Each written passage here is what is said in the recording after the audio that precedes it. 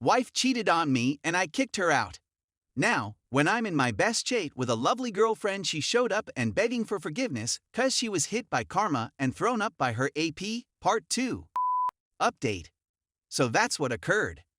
When I uncovered the EA, stopped things and witnessed her move on with AP within a week, I, 37 male, informed her 36 female that this would happen 6 months ago.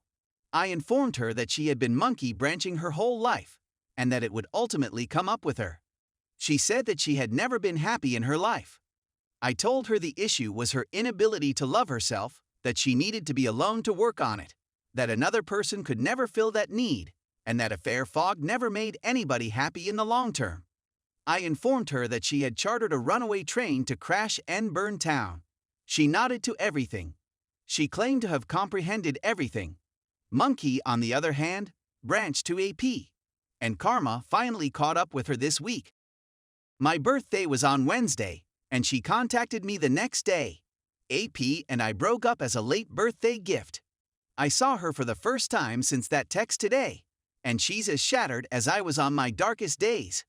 I've gone through all of the phases that the most of us here have gone through.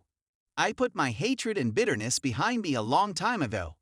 I've forgiven her for my own sake, not for hers.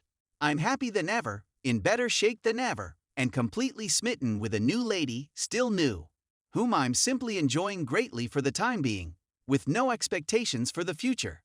There was only one thing holding me back: the idea that AP was going to be a part of my life and was about to be introduced to our children. I couldn't get that knowledge out of my head, no matter how hard I tried. Now that he's gone, I feel like this chapter is finally coming to an end. For reference, I grew up with her and have been best friends for 23 years. It took a long time to mend, but as a friend, I still adore her and wish her nothing but the best. I couldn't wait for karma to come around for the first several months. That day had come. We spent it together as a family, something we always kept doing in a healthy way. And here I am, a happier and better guy than I was before. She couldn't have been in worse condition. She spent the whole day running upstairs because she couldn't stop weeping and didn't want the kids to see. I hugged her a lot, listened while she repeated screaming she wrecked her life, and how she now saw what I told her months ago. How she wants to change but is frightened she isn't strong enough, that she won't be able to bear the level of suffering she is experiencing. I understand that agony like no one else, the only difference being that she was the one who put me through it.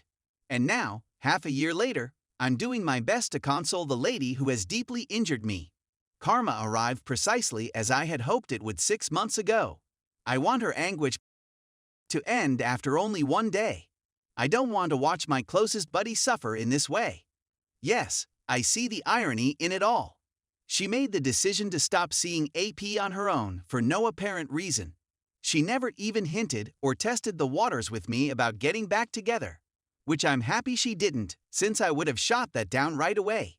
She has no one else lined up. She chose to be alone for the first time in her life.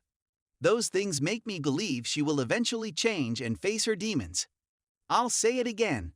I have no intention of ever seeing this lady again, even if she changes. I have no intention of letting her breakdown affect me or my own transformation in any way.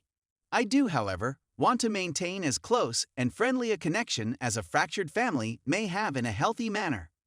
I used to like reading karma tales. For those of you who are still waiting for karma to arrive, don't worry, it will. I, for one, hope it didn't. It's painful to watch my dearest buddy in this all too familiar dark place. Even though she was the one who placed me there months ago, I was victorious in every conceivable manner. Unfortunately for me, our team lost. Update. That didn't take long at all. I figured some of you would be interested in reading an update to my narrative.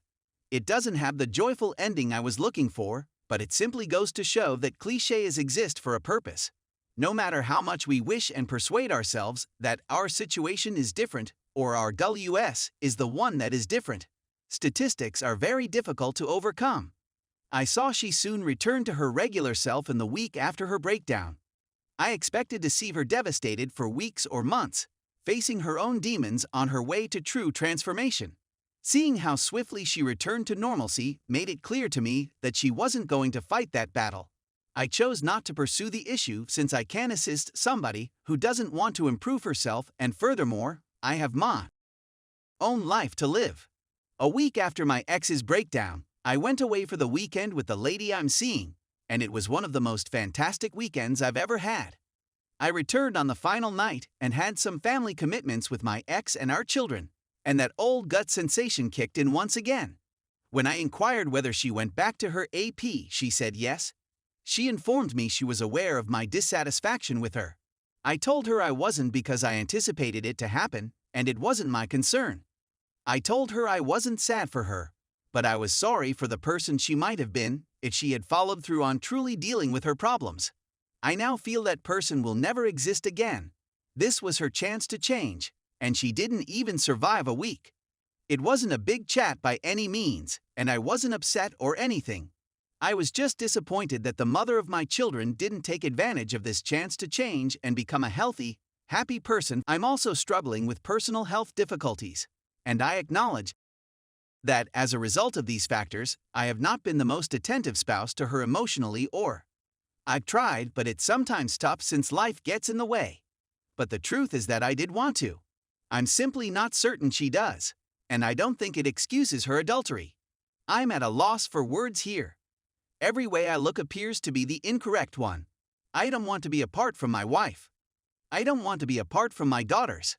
I don't want to abandon her when she is in need, since her assault disclosure has taken a toll on her that no woman deserves. But I don't want to sit back and be a sucker either. To be belittled and deceived, just to shrug it off and claim it's no big deal. I'm at a loss and have no one else to turn to. So I made the terrible step of coming here, something I was entirely unprepared for. Do I file for divorce, given that this seems to be a worrying trend? Do I remain with my wife despite the betrayal, trying to learn how to be a better husband for her in her hour of need? Should I tell my friends and family the truth to save face, or would it be considered shaming her? Please assist. I'm at a loss on what to do. Edit 1. I've watched it a few of times now and it's still funny. It was something I sort of anticipated. In contrast, her tale of assault is based on reality.